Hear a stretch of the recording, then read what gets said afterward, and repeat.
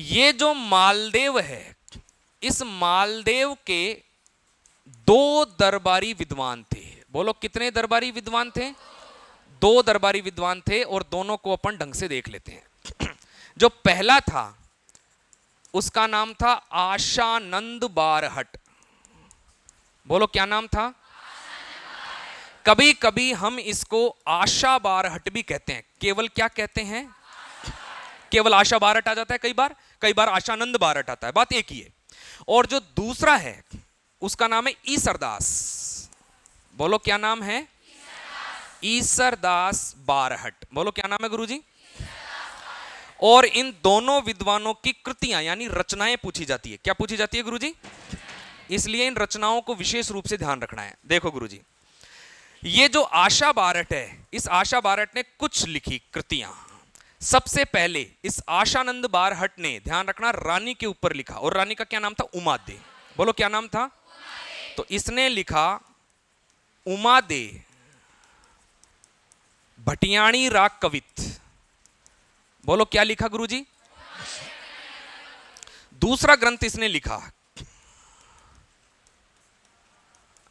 भागा बारमली री कुंडलियां। बोलो कौन सा ग्रंथ लिखा गुरुजी? भागा भारमली री कुंडलियां। पहला क्या लिखा? आगे अपने बात समझ में। और तीसरा ग्रंथ लिखा इसने गोगा जीरी मेड़ी। बोलो क्या ग्रंथ लिखा गुरुजी? यहां तक की कहानी समझ में आ गई क्या गुरुजी? आशानंद बारहट ने कुल कितने ग्रंथ लिखे? 3। पहला तो उमादे भटियाणी रा कवित, दूसरा कौन सा? और तीसरा? और मेरे हिसाब से जहां तक मुझे याद है गोगा जीरी मेड़ी पूछा जा चुका है। ध्यान रखना इस चीज का। तो गोगा जीरी मेड़ी हाल ही में अभी 1-2 वर्षों में पूछा गया ग्रंथ है, आशा बारहट ने लिखा है। किसने लिखा है गुरुजी? तो विशेष रूप से ध्यान रखना आप इसका। दूसरी इंपॉर्टेंट बात, ये जो ईसरदास बारहट है, कौन सा बारहट है गुरुजी? वैसे तो उसका 1 या 2 ग्रंथ ही बहुत फेमस है, फिर भी अपन देख लेते हैं। ईसरदास का जो पहला ग्रंथ है उसका नाम है हरिरस। बोलो क्या नाम है गुरुजी? हरिरस। जो दूसरा ग्रंथ है उसका नाम है देवीयाण। बोलो क्या नाम है गुरुजी? और तीसरा ग्रंथ है हाला झालारी कुंडलियां। बोलो क्या नाम है गुरुजी? ये किसके ग्रंथ हैं तीनों?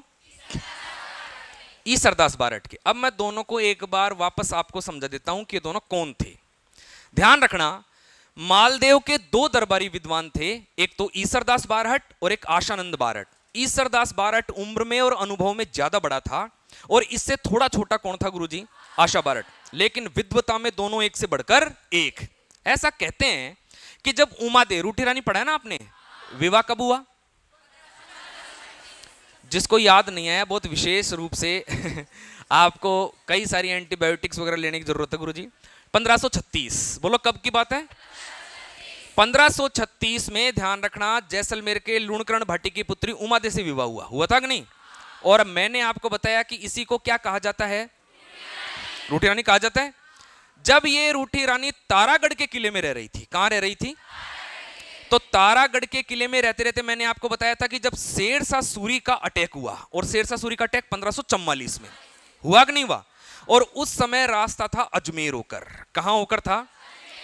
और उस समय मैंने आपको बताया था कि आगे आएगा, बताऊंगा, तो वो आ गया। अब ध्यान से सुनो। शेरशाह सूरी जब अटैक करने आ रहा था तो मार्ग में तारागढ़ का किला आता है, और मालदेव को अपनी रानी के सतीत्व की चिंता हुई, और इसीलिए उसने, ऐसा कहते हैं कि ईसरदास बारहट को भेजा कि ये पकड़ ईसरदास बारहट चेक, और जितना चाहता है उतना भर ले लेकिन किसी भी प्रकार से अपनी कूटनीति से, अपनी बातों से बहला फुसला मनाकर किसी भी प्रकार से तू उमादे को कहां लेकर आ? जोधपुर। बोलो ऐसा किसने कहा? मालदेव ने। किससे कहा? ईसरदास बहुत तेज तर्रार चालक चारण था, और ऐसा कहते हैं कि ये अपने दोहों से किसी का भी मन बदलने में माहिर था। कौन गुरुजी? ईसरदास। और ईसरदास बारहट जी अपने संगीत वाले जो बजाने वाले होते हैं वो लेकर कुछ लोक गीतों के माध्यम से कहा जाता है गुरुजी तारागढ़। और तारागढ़ में आकर विभिन्न दोहे गा गा कर सुनाता है और अपने पति के प्रति बताता है कि पति का जो दर्जा होता है वो तो ईश्वर के समान होता है, और कैसे भी उसको प्रयास कर रहा है कि वो कहां चली जाए, जोधपुर। ऐसा कहते हैं कि लगभग तैयार कर लिया ईसरदास बारट ने, और जब ईसरदास बारट उसको तैयार कर रहा था कि तू कहां चल, जोधपुर, तभी अन्य रानियों को चिंता हुई, होनी थी और अन्य रानियां किसकी, मालदेव की। उन्होंने सोचा कि अगर ये आ गई तो अपनी इंपॉर्टेंस कम हो जाएगी, इसीलिए अन्य रानियों ने बुलाया किसको, आशानंद, कि आशानंद इधर आ, ये पकड़ ब्लैंक चेक जितना चाहता है उतना भर ले, लेकिन उमादे नहीं आनी चाहिए। ये भी अपना चेक लेके कहा, तारागढ़। और ऐसा कहते हैं कि जब ईसरदास ने अपना काम कंप्लीट कर दिया था और वो आने को तैयार हो गई, उसी समय आशानंद बारट पहुंच गया कहां, तारागढ़, और विभिन्न दोहों और गीतों के माध्यम से भरने लगा कि तुझे नहीं जाना चाहिए। और अंत में इसने एक ऐसा दोहा बोला जिसने मन ही पलट के रख दिया उमादे का। इसने बोला कि मान रखे तो पीव तजर पीव रखे तजमान, दोए गयंद न बंदही रे कई खंबे ठाण।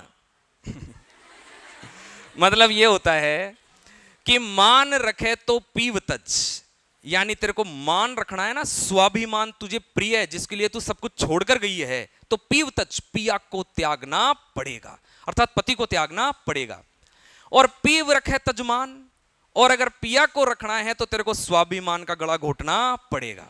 आगे अपने बात समझ में, यानी दोनों एक ही रह सकते हैं। दो ए गयंद न बंदही एक ही खंबे ठाण, यानी एक खंबे के, एक ठाण के दो हाथी कभी भी बांधे नहीं जा सकते हैं, यानी या तो पिया ही रख ले या स्वाभिमान ही रख ले। और ऐसा कहते हैं इस दोहे को सुन के और सब उमादे का स्वाभिमान जाग गया, और अब उमादे कभी भी लौटकर नहीं आए, और इसका चेक कैश हो गया इसका रह गया गुरुजी। तो ये थे दोनों कौन, ईसरदास और आशानंद। इसको लिखो, आगे बढ़ेंगे फिर।